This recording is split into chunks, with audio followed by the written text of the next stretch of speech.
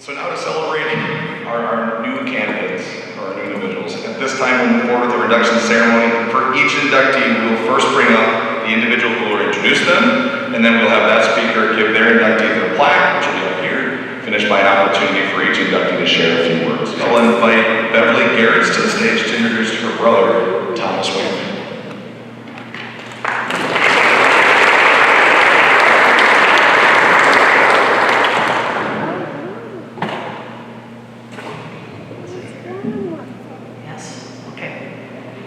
Hello everyone, I am going to talk about the making of an athlete from young on.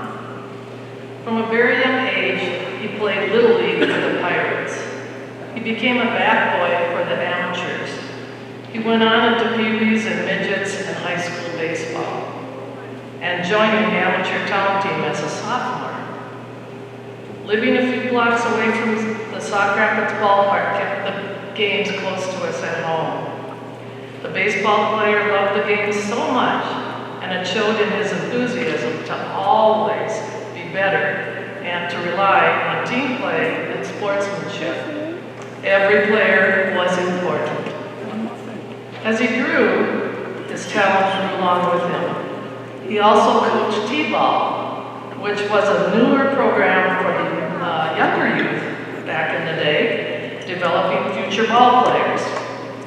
On game nights, our mother would send me out to warm up your brother because he has to pitch tonight. She wasn't worried about if I was going to have any cooking skills in my lifetime. However, it was very important that Tom be warmed up and ready to go. Baseball was a daily conversation in our household. I remember the names of various players from various conferences as we spoke about who was a player to watch back then. Our family traveled to all of the games, regardless of the weather. At many games, the talk of the stands was that the scouts were there to watch this pitcher and batter. His love for sports never faltered. He was a letter winner in all sports, and he participated in three no-hitters, and 3 one-hitters in his career. He was a 2-year MVP, participating in 2 team championships. I think at many of the baseball games, whether it was high school or amateur, the parents had their own Hall of Fame, and that was to look at people's hoods on their cars and the top of their cars to see how many dents they had, because they would go to all the games and everybody followed. So nobody had a perfect car back in those days. So that was their claim to fame. So he also was a football player. In football, he was a 2-year letter winner. He led the team in receiving yards his senior year. The play book actually contained a play named after him, 80 Pooch.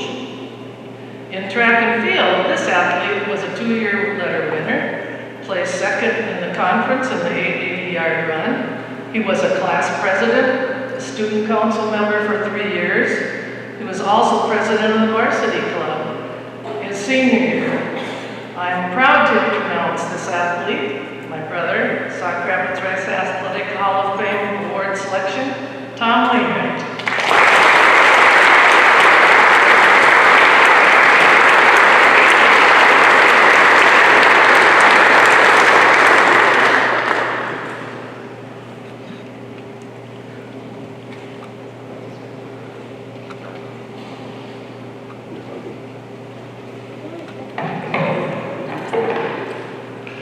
Did you hear me?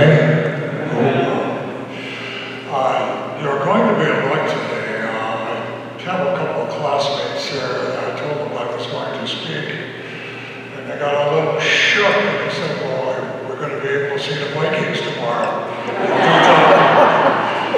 Anyhow, I went to the game last night and stood in the rain, and I got a bit of a sore throat. So you people really lucked out. Time for a couple of minutes. Anyhow,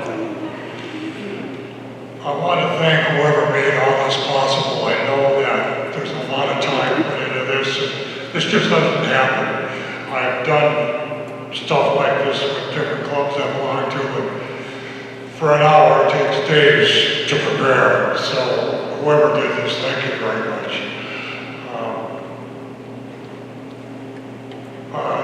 I'm going to maybe start a little hassle here. I told a few people I was going to do this. The baseball team I played with in 1963, 62 that spring, no, maybe 63. I feel was the best baseball team in the history of Sauk Rapids. We've got people here that would argue with me, but I mean, we didn't have classes then. For you to win and get to the state tournament, you had to beat the big boys, and I beat the people from the cities, the whole bit. We didn't get to play Ortonville, or we had one of them, Robbinsdale, or Richfield, or something like that. A heck of a difference. But we had a great ball team. You went by district now. You didn't have classes, you had 32 districts in the state of Minnesota, and that broke down into 8 regions. We were Region 5, but Minneapolis, which you know it. And we got to the finals of a district, which is, I didn't know at the time, that's the finals that any baseball team had gone from there. So we played Annandale, and a lot of people obviously went out to a little town. So at that time, Sauk Rapids was a little town, there were 2,500 people. So we went out, and we wound up losing 1-0. And I pitched, gave him 1 hit, and the guy swung at it, just happened to have a great fastball. Curveball was breaking 2 or 3 feet. This is what the other team told me after the game. Struck out 14, 15 people, gave up 1 walk. I want you to know that 1 walk was the last inning, and that was the run that scored. We left 9, 10, 11 people on base. We just couldn't get the big hit, we couldn't score. Anyhow, I feel like, and I want to name those guys. I didn't write it out, I remember them like it was yesterday. Mike John and John Ellison were catchers, Dale Gosser, he was a superintendent at Sauk Rapids, he was our first baseman. Second baseman was Dale Denny, shortstop was Rick Even, third base was Spencer Berkeley, and the outfield was made up of, if they weren't pitching, they were in the outfield. It was Paul Negley, who was passed away, that's too bad. Let's see, John Nelson, if he wasn't catching. Paul Helverson, the superintendent's son. And I'm missing one of them, I'm missing. Well, I'll hear about it, I'm sure. Anyhow, that was an excellent ball team. But of that whole bunch, there was 5 of us were sophomores. So you think, oh wow, are they going to come back? They got most of that team back. Well, the best team doesn't always win. We found out that, and we were told by the other guys. We were lucky. And they were undefeated. Like I said, I kind of threw that. We should have been. Okay, team members I named. We lost to an undefeated team. We had a lot of strikeouts. They had 1 hit. 1 walk, which cost us the game. I played 2 years of football. I was always told I got a kick out of this when I went to Trinity School for grade school. We had a teacher that I played ball and I played football and at recess, and the guy went, "You're pretty skinny, you're going to get hurt. I don't play baseball, you're too skinny, you're going to get hurt." I wish he could be here today. I really do. Actually, well, I didn't get hurt, and here I am. Some of those big guys that you like, they got hurt. Anyhow, we won 2 conference championships. They did not have playoffs in those days.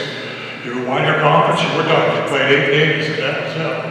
I wish they would have. It would have been interesting to see how far Albany, Cold Spring, when we had great games with them.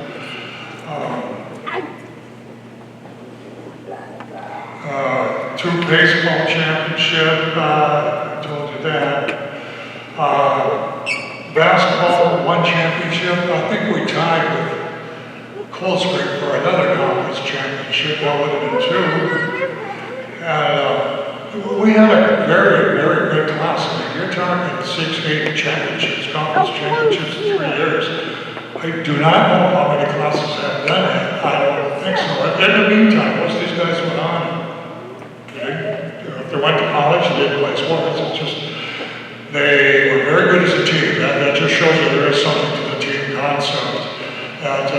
one or two guys stink out of 9, you're gonna lose. It's that simple. Anyhow, okay, my throat is starting to get sore. You people are so lucky I could go another 4 hours.